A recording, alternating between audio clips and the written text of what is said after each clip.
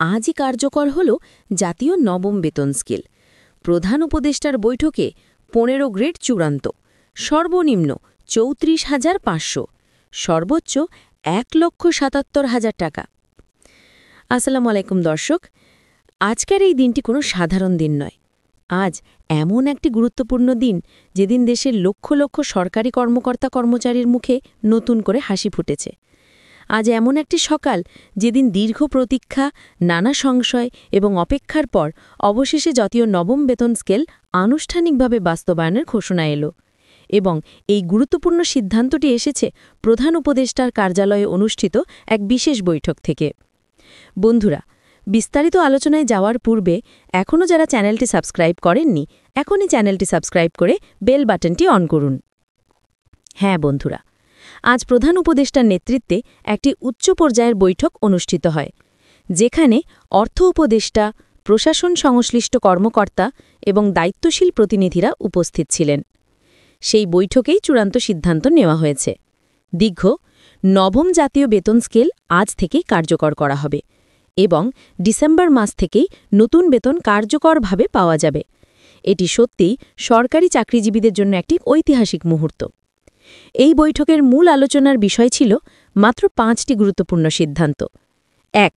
নতুন বেতন কাঠামোতে ১.৪ অনুপাত চূড়ান্ত। ২. মোট ১৫টি গ্রেড নির্ধারণ। ৩. সর্বনিম্ন ৩৪,৫০০ টাকা। ৪. সর্বোচ্চ ১,৭৫,০০০ টাকা। আর সবচেয়ে বড় সিদ্ধান্ত, ১০০% পেনশন বহাল থাকবে।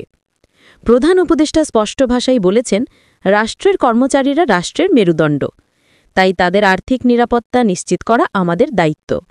আর সেই দায়িত্ব থেকেই আজ এই বড় সিদ্ধান্ত। এই নতুন পে স্কেলে মোট ১৫টি গ্রেড নির্ধারণ করা হয়েছে। এই গ্রেডগুলো সাজানো হয়েছে এইভাবে: ১. নিচের গ্রেড থেকে উপরের গ্রেড পর্যন্ত ধাপে ধাপে বেতন বাড়বে। ২. এক একটি প্রমোশন মানেই বড় বেতন ও বেশি সুযোগ। ৩. সরকারি চাকরিতে এখন পরিশ্রমের প্রকৃত মূল্য পাওয়া যাবে।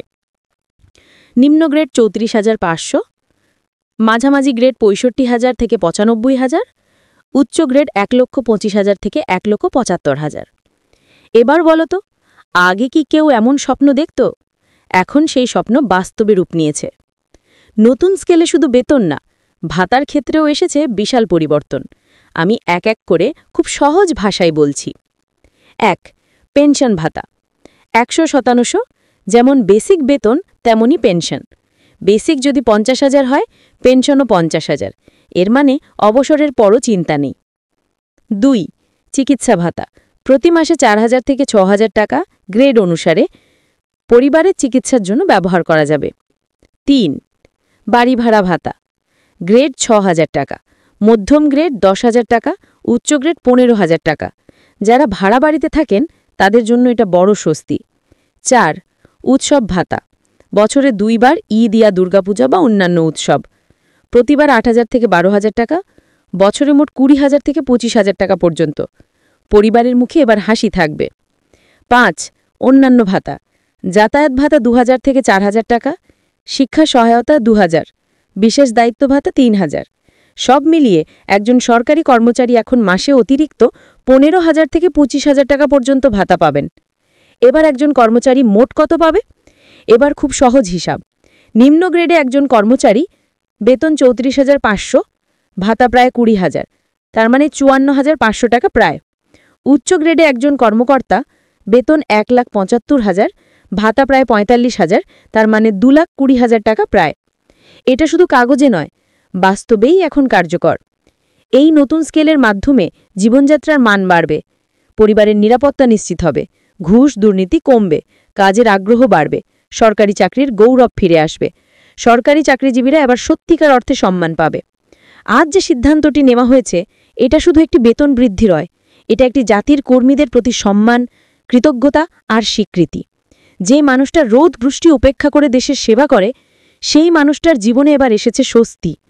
এই নবম পে স্কেল আশা জাগায়, ভবিষ্যৎ নিরাপদ করে, পরিবারের সুখ আনে। আপনি যদি একজন সরকারি কর্মচারী হন, তাহলে এই ভিডিও আপনার জন্য। আর যদি না হন তাহলে আপনার পরিবারের আত্মীয়ের বন্ধুর জন্য এই ভিডিও জরুরি। তাই ভিডিওটি শেয়ার করুন, লাইক দিন এবং এমন গুরুত্বপূর্ণ আপডেট পেতে চ্যানেলটি সাবস্ক্রাইব করুন। কারণ পরিবর্তন এখন বাস্তবে রূপ নিচ্ছে আজ থেকে। নতুন বাংলাদেশ, নতুন স্বপ্ন, নতুন বেতন।